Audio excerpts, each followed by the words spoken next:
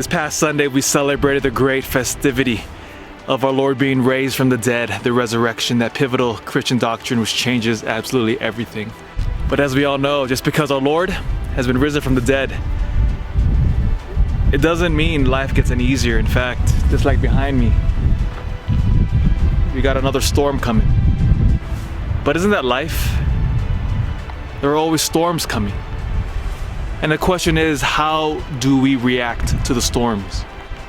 And I think the readings that follow after Easter Sunday are absolutely critical. We have the story of Mary Magdalene. She's the first one to run to the tomb. What is the tomb? Before she knew Jesus would rise from the dead, the tomb represented her deepest defeat, her deepest pain, and her deepest sorrow. Yet she confronted her pain. She went to the tomb to be with the dead body of Jesus Christ. She thought would be a dead body. And then, a couple days later, we have the readings of the disciples on the road to Emmaus. Emmaus was a city outside of Jerusalem. But the disciples were leaving the city. What was Jerusalem? Jerusalem was the city of their deepest defeat, their pain and their sorrow. They had put all of their hope in Jesus Christ, and yet he was tortured and crucified like a common criminal.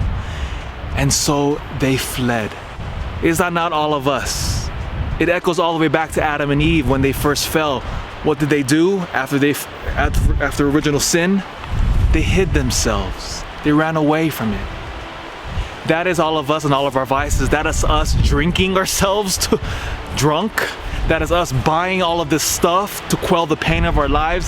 That's all of us running away from our deepest sorrow and ignoring it. That's all the way back to the Garden of Eden.